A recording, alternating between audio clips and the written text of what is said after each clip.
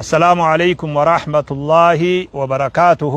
وعليكم السلام ورحمة حواسني وان كان أما هردفا جرتني في خاتي قبولتني هردفتني اللين خاما يسن دكبي في توري يسن دكبي اللين قيانا الرا قيا أجائباتي وري بهبيفتو راجرم بها إثيوبيا خرا أدون إرا دفتو خرا إفني إرا إثيوبيا دفي خرا أمالي إفني إرا راب سماجرو warri jiru jaynootii da'waa jechuu dandeenya.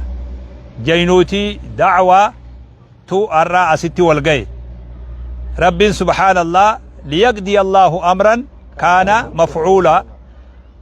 Waan xiqqoo niyyannee Rabbi subhaanallah akka waan kana fiixa baasu murteessu waan dabarseef bakka tana wali qabamnee carraa guddaadha. Dirree iidaa dirree dhawaa bira jirra. Dhaamsi arra nuti qabnu akka hawaasa ulamaa'ota du'aata hawaasa raa bakka bu'ee taanee dhaamsi nuti qabnu dhaamsa jabaadha.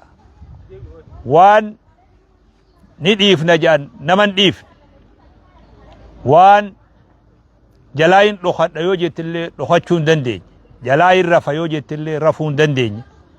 Rakkoo hawaasa rakkoo joollee teenyaa joolleen jiruu jirjiirrachuudhaaf biyyarraa bahan sababaa fi sababaa alatti illee waantu walitti fidee fi maaltu walitti buusee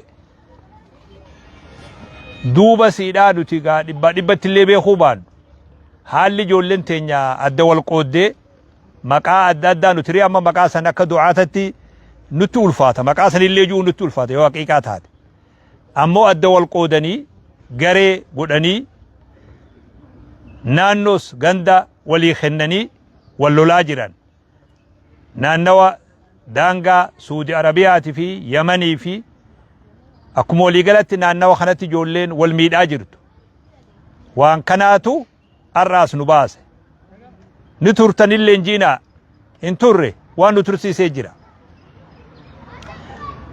Yeroo amma duraani beeytan rakkoon tun gaafa uumamtee baanee lallabaa turre. Gaafa dhiyoo tana eegalamuu deemtu immoo aduu har'aa booda walaa sheekii walaa qeesii tokko yoo nu afaan dhufe isaatu beeka jedhamee eegalame sheeka. Waan si ajaa'ibsurra. Tokko keessan hin beenu walaa sheekii walaa bari akka itti jaanillee si dhiba sheeka. Akka itti jaabanillee eegalame. Dhiiroo nama dubbii oowwisuun taanu jennee oduma garaanu nyaatu bubbulle. Waa'ee kana keessatti namni aqlii qabu hundi ni beeka. Kabajaan meeqa walirraa fuudhamtee ijoolleen teenya kabajaa wal dhorkitee lubbuu walillee dhiiga walii dhangalaaftee waan dhalti ilma namaa tokko walirratti hin dalayde tuniree waan hiikaa biroo barbaachisuumi. Abbummaan fedhe namni duniyaa tanarra jiru namni aqliinsaa fayyaa qabdu namni waan san qeebalu hin jiru. Keessaawuu wanni garaa nama nyaatu joollumti hawaasa tokko joollumti ootaa fi dhaloota tokko hoggaa waan kana walirra dalaydu irra nama ajaa'iba irra garaa nama nyaatallee. Kanaafuu yaa ijoollee teenya hanga dabreewu rabbummaan rahmat isaatiin nu haa dhaqqabu akka warra baha Itoophiyaa jirutti waan kana. Daqiiqaa isinitti amma lallabnu kanarraa kaase bakkuma jiru tanatti akka dhaabdan isin gaafanna. Akka abbaa tokkotti, akka obboleeyyanitti, akka ilmaanitti. Ijoolleen tun hundi ilmaan keenya. Rakkoo tana akka bakkuma jirutti dhaabdan nama karaa adda addaatiin booji'amaan duniyallee seera qaba.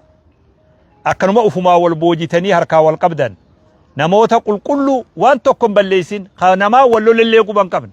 ودما خراد يموق أبامي والرب سبحانه وتعالى ولا تزر وازرة وزر أخرى لبون تكلينو دلينا ما تقرر عن قافتم تدوجو وان أبانك يبلي سرا عن قافتم وان علمك يبلي سرا عن قافتم وكشريت وان كتاتك بلي ستيف كتاتك أدبون سيرتك المنامات في سير ربي خيسا لنجر وان تيب وانخن دلن سوبرو نتفدا namallee nutti kofalchiisee nullee qaanfachiisee salphannee akkati deemnu wallaalle.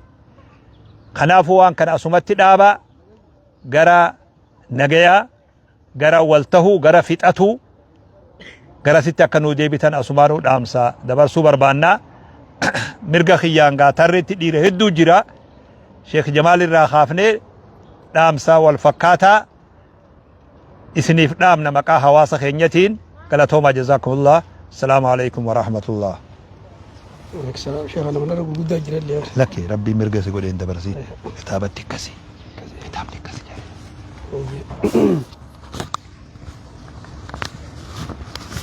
السلام عليكم ورحمة الله وبركاته. وعليكم السلام.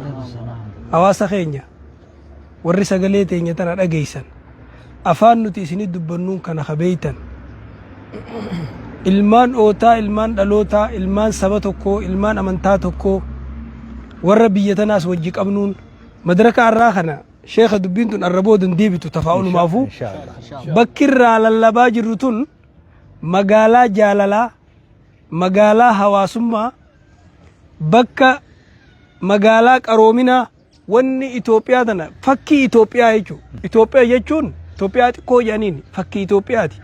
Itoophiyaa laaluu namni fedhe dire dawalaala biyya tana keessatti namni Oromoo, Somaalee, Amaara, Tigiree, Guraagee, Hararii lakkaawin fixu sabaa sablammiin kana bira kutee Faransaay, Araba, Hindi namni hoggaa dubbatullee biyya tanatti afaan wal keessa godheeti yeroo takkatti afaan shaniin dubbatu jecha tokko jechuu ergaa takka gama jalqabaatiin Amaaranyaa, gamanaan Oromanyaa, gamanaan Somaalenyaa, gamanaan Arabanyaa, gamanaan Hindii wal keessa laaqee dubbata.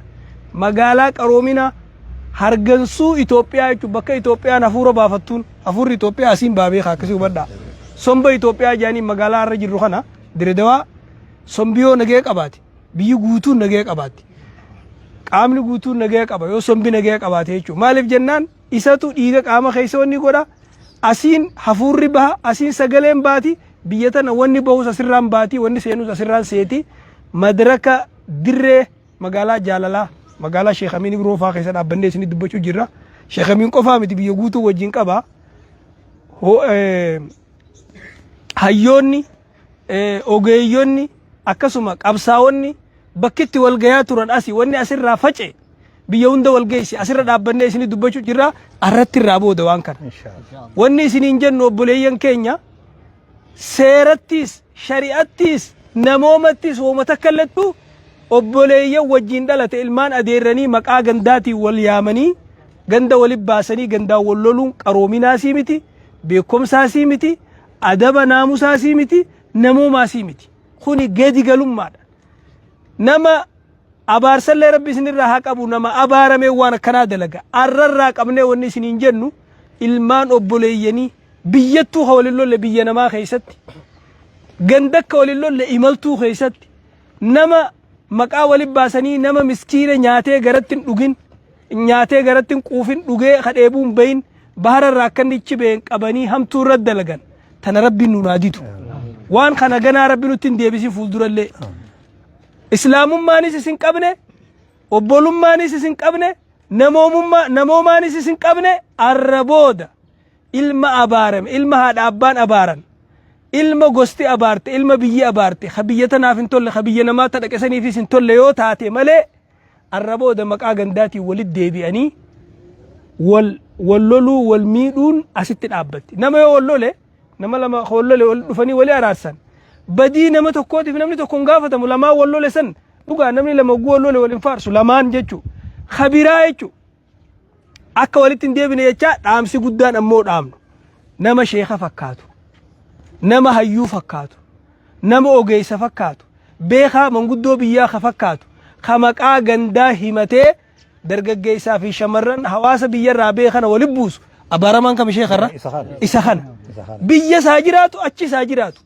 namni tarkaanfiin irra fudhatamuu qabdu kana nuti asumaan biyya tana mootummaanis nu wajjitti yaada biyyi hawaasnis itti yaada biyya abbaarraa baddiyoo baddeesi namoota arraba dheeratu ha gandi abaluu akkas jee ganda himatu sheekaas yoo ta'e manguddoos yoo ta'e abbaa qabeenyaatis yoo ta'e hattuudhaa nama biyyaaf hin tolle nama sa'aan tolle alaamanaan tolle maatii waatiin tolle mootummaanis asumaan sagalee teenya tana yoo dhageessan bakka jirtanitti tarkaanfii karra fudhattanii isiniin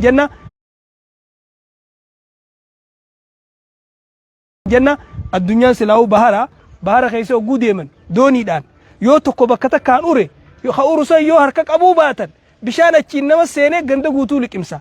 Kanaafuu obboleeyyan keenya ni saalfanne ni qaanfanne akkatti dubbannu wallaalle akkatti dubbannu dhabne wannummaan itti arra eeneewu garanaan garasin bakka irraa dubbatan hin qabdu dubbiin rabbi sodaadhaa dhaloota sodaadhaa namooma sodaadhaa arra booda waan kana nurraa dhaabaa isiniin jenna madaraka magaalaa jaalalaa magaalaa dirree dhawaarraa isinii dabraa jiru. السلام عليكم ورحمة الله وبركاته. الله أكبر. عليكم السلام ورحمة الله وبركاته. السلام عليكم ورحمة الله وبركاته. وعليكم السلام ورحمة الله. نعم ساشي كنتي تنيا ورت فايد مربنا هاقولو وانت كونين دبلو بربادو هقا درو بيجاباتا وهي أكنانوت أكدالوتات أكغندا ويباتني خان ولي كنا خا ولي كنا أكا والبين سني باتني مي إيجا تشيلي تمالي في الدول قدر kana jecha wanni kun hedduu fokkotaadha safuudha warna sirna fokkotaa waan gartee sirni duraanii sirni kana duraa gartee hawaasa kana adda qooduu ture amma isin haaree biyya namaa keessa deemiftan jechuudha waan sirni bara wayyaaneedha jechuudha hawaasa waliin fixuu turan isin biyya namaa teessanii biyya gartee itti silaade jijjiiruuf dheeytan teessanii waan fokkottuu shanyii fokkottuu facaaftanii shanyiin isin facaaftan san achumatti rabbi haa dhaabu nama hangammaa gartee qabamee waan kanaaf miidhamellee asuma dhaabaa gallakisaa waan kana asumaan xumura jechuun barbaada. Assalaamu alaykum wa rahmatullahi wa barakatuh. Wa alaykum assalam wa rahmatullahi wa barakatuh.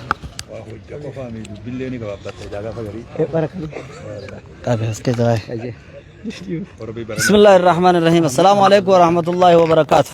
السلام ورحمة الله وبركاته. حواس خينيا قارن تناسي ولد قبمنه لله ثم للتاريخ ربي بججة إيجاسيمو سينادا نمني الرج اللسيس خا اتقام ديلين خا الراج اللسيلين خاوسو أركو كوانين أركي هن أركيني تهلين سينادا سيناني سن الرامفتو الرا الحمد لله ربين شيكم ببريدا غنا وجين ناسن نقابئه ولك أبمني وامچا دبر سوداف دفون كينيا سببا واحد دوران ركوب سنّيف لا أكنا ما هو ما تتني ركوب سنّ الممناماتي وانا كنا ولر الدلقة نونجاني تلما فادا أكا سبات ركوب سنّ سأمة ما دلوتا تكو خانو ما أفان تكو خانو ما أبا تكو تي أكنا والقود آهيجان خسد فادا خانا الرحمة أكا أمانتي ركوب سنّ أمة أمانتي كهمتو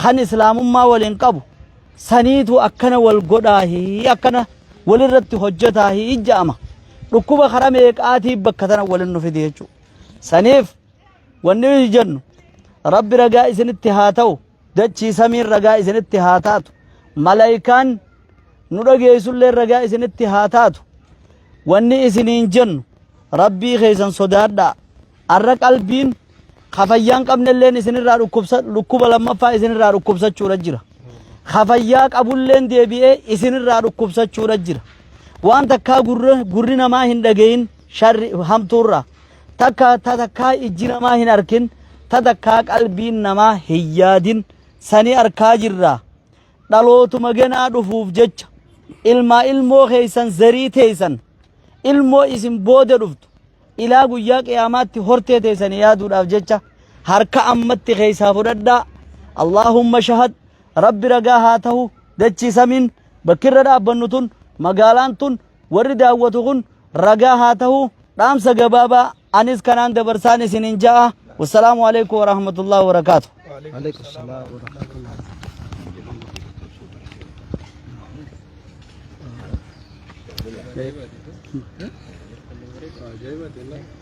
بسم الله الرحمن الرحيم الحمد لله رب العالمين الصلاة والسلام على رسوله الأمين وعلى آله وأصحابه أجمعين السلام عليكم ورحمة الله وبركاته. وعليكم السلام ورحمة الله وبركاته.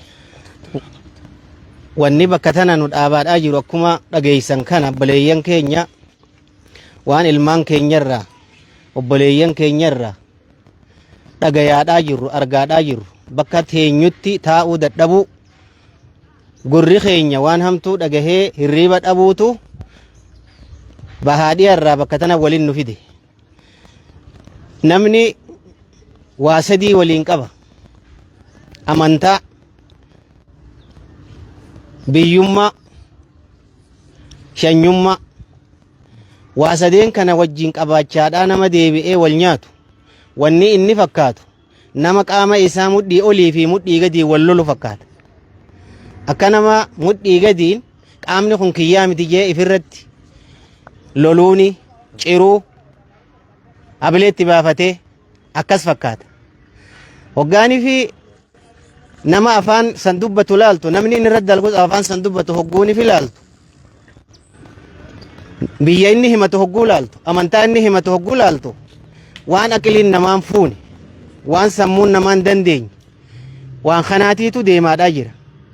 Dhiiroo hogguu takka takka waan nama jechisiiftu keessa namni kun nama moo suuraa namaatiitu waan kana dalaga waan nama jechisiisu aqiliin namaa namarraan fuutu. Kanaafuu dhaamsi akka reefuun tana dhageenyu obbolummaadha, kan abbummaadha, kan sabummaadha, kan amantii. Aboo namni waa sadeen kanaan hin bulle namni waa sadeen kun isa ittiin hin dhagayamne nama jaanii walla kaan hin qabu. Reefu jarri muggarra qaqqabiyaan inumaa namni kun abaarsallee haqanii godhataa hun jaa'u namaa miti. Namni wanni hangi kun isatti hin dhagayamne bikka toluun hin qabu. Haa taatu dafnee akka aaruun muka yoo darba waan shidan dhabanii quba fi ajaa'ibaa muraniif irraan darbanii numa wal'aannatan jedhanii. Yaa nama waan kana dhageessu silaanii dhageessanii garta arguuf jirta. Rabbii kee sodaadhu obboleessa kankee nama tahuu isaatii jecha kabajaa kenneef. Karramnaa banii aadama jedha rabbiin ilma namaa dhaloota ilmoo namaa kabajaatti goone je. Diinni raaree keessatti hoggoonii fi wallole qaanuuna qaba haa nama booji'amee harka isaa seenu isa eegu. Akka seera addunyaattis akka seera islaamaattis kana hunda keessaa qabee waan inni ittiin bulu hin beeynu. Kanaaf isin nama tokko lammii takka biyya takka amantaa takka san dhabda yoo amantaa walis hin hiine biyyummaa walis hidha yoo san hunda dhabdan ammoo biyyummaan namummaa walitti isin hidha. Kanaaf obboleeyyan keenya maqaa nu balleessitanii hamba keessa bobboo nu kuttanii rabbi sodaadhaa walirraa harka kaasaa akka waan san keessanitti deebi'aa fuudhaa nu agarsiisa. Abbaa kan kee manatti mataa isaa qaqqabde san deebitee ol fuudhuu sirri jirti mataa isaa ol qabu. Har'a abbaan kan kee maqaa sababa kan keetiin mataa gabbuuseeti hawaasa keessa gabba'uu qaanfatee jira. Haati tante namni waan akkasii dalaytu lammii tanteeta maqaa cabsite san deebitee gammachiisuun asumaan dhaamsa. Abbaa kan kee haqaanyesite san akka biyyatti mataa deebitee ol qabuun ani waan sanniin dogoggoree dhiifama naa godhaa jettee hundarra kan nama ajaa'ibsiisu. Kadalagerra hawaan san fayyaada hijee qilleensarra ol bahee gaazatti naqeef ruuxii itti afuuf kajaynoomsi dilii namticha dalageetii fi kagammadee waluma qixa akkasi quba qabaadhaa. Kanaaf dhaamsa kana nurraa fudhadhaa. Rabbii warra waan dhageen fayyadamu isin haa godhu. Assalaamu alaykum wa rahmatullaahi wa barakaatuh.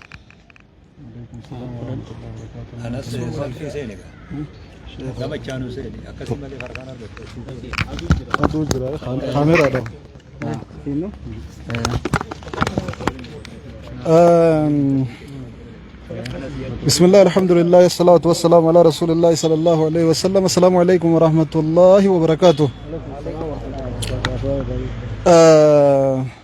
تكو أرنا ركوبة سلاكنا ركوبة نينجيسا namni ilmaan akkanaa qabu bakka itti ciisu hin qabuu fi bakka tana dhaabbachuu jira malee kadandee bakka tana dhaabbatu mitirra.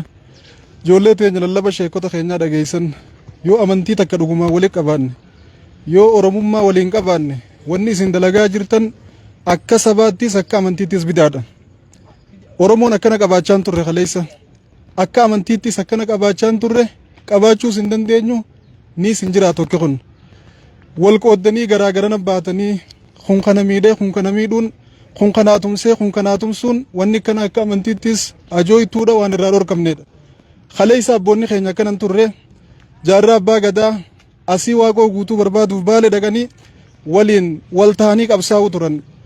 Waan qaban jabeeffatanii tadhaban deemanii waliin barbaaddachaa turan. Harargee fi miti Arsii fi miti Oromoo guutuudhaaf dhaabbatanii biyya teenya saba keenya biyya teenya bilisoomsina jedhanii jarrisan Harargee fi Arsii irraa Baale irraa walitti dhufanii waliin deemanii qabsaa'aa turan.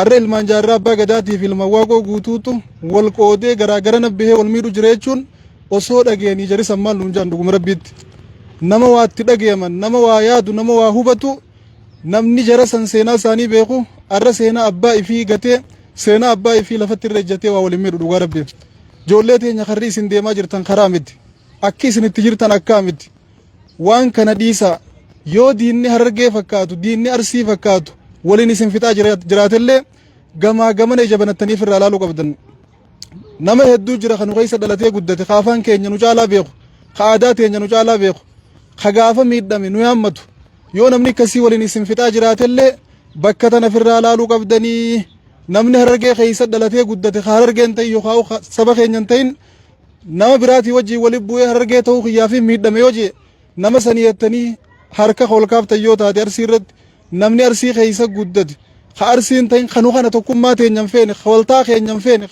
jaalalaa fi tokkummaa wajji jiraachuu keenyan dandeenye gamaa gamanatti wal mari'atee nurratti Arsii fi Harargee ta'ee nurra walaa'ee nurra wal nyaatee nurra wal lolee waan Arsii ta'eef kun namiidhe waan Harargee ta'eef kun namiidhe jee yoo ka waliin isin dhawullee taate jabana dhaafirraa laala nama hedduun nu keessa jira akkasitti tokkummaa teenyan feene ka jaalalaan nagaa wajji jiraachuu keenyan feene lafeen arbaa yoo isii waliin dhawan malee cabxuu jenna nuti duris namni akka itti nu cabsaa turan waliin nu dhawaniiti takka ifii nu dhawanii nu cabsaniin beekan nu waliin dhawanii nu cabsan